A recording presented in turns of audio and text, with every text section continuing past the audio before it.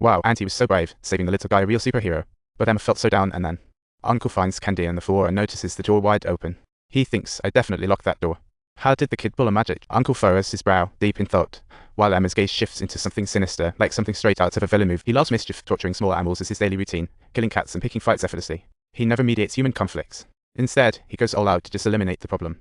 Poor Emma, at just 12, bears the weight of 5 lives, yet she looks so innocent. She skillfully dodges the law time and time again with clever lies, and after wiping out her whole family, kind Auntie still adopts her.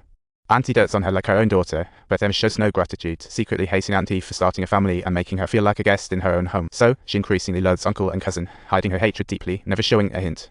She clings to her childhood habit, standing in front of the mirror, practicing her fake smile and flattery. Oh my gosh, this is just too cute. But when Auntie's away, Emma's true colors shine. She rolls her eyes and scowls at her little cousin. The little cousin is frozen in surprise, yet Emma doesn't care at all. After all, the little one can't snitch. So, she has a blast toying with him, even lowering her cousin to the pool's edge, pausing to see him take an unexpected swim. But Uncle Sharp Eye notices the candy by the pool and questions Emma casually, hey, have you bought any candy? Emma puts on her best poker face, claiming she's not a candy fan. But Uncle, shocked, realizes Emma's cherished little knife is missing and immediately points. Emma stubbornly insists she's never laid eyes on that knife, only for Uncle to find it the next day in her drawer. Though he really doesn't want to jump to conclusions about a child, the candy and the knife certainly raise eyebrows. Emma's a liar with questionable motives, so Uncle decides to enroll her in a posh boarding school, thinking it'll do her good. Emma puts on a happy face, agreeing on the surface, but inside she's seething. She's Auntie's niece. Why should she have to go? Back in her room, Emma buries her head in her pillow, letting out a muffled scream of rage. But just a few minutes later, she takes a deep breath, glances in the mirror, and feels a familiar surge of murderous. She's a born little scientist, suffocating cats when she dislikes them, throwing classmates off cliffs. She's practically the hallmark of a villain. Even her own dad isn't spared. Getting rid of him is as easy as putting on clothes. Uncle's just another simple hassle. So that night, while Uncle's busy cooking dinner, Emma seizes the moment when he answers the phone to dump a bunch of oil into the pot. Then she cranks the gas up high, and not long after fire. She thinks this could start a nice little fire and take out Uncle, but Uncle smells smoke, rushes to put it out. Emma, hearing the noise, pretends to just calm down, pulling out an extinguisher. Quiet, you two. Please be silent.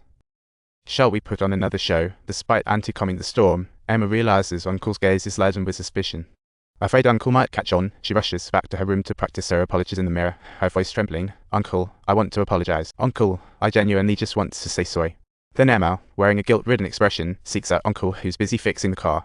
Speaking of cars, I bought a 2021 Model 3 from Cruelty for $99,000. It's over $130,000 cheaper than a new one, but drives just like new. Buy from Cruelty now, as new car prices rise.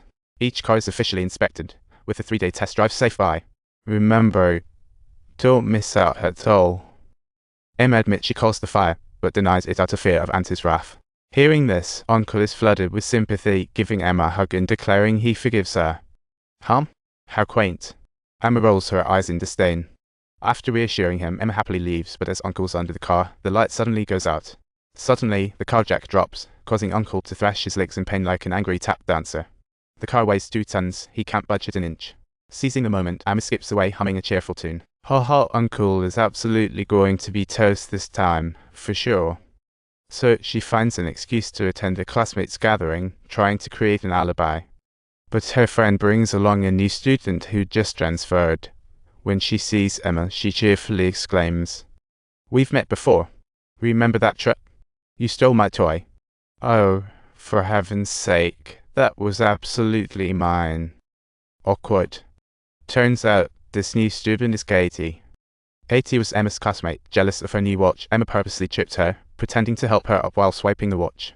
Katie's had enough of Emma's schemes. Now as classmates in high school, her glances at Emma are full of suspicion. She remembers past little accidents and the teacher's mishap, though the police deemed them accidental. But Emma is tied to those fatal events. She is definitely a registered suspect. Unfortunately, Emma continues her baddie ways, dropping the jack and knocking Uncle out, only for him to be discovered the following night.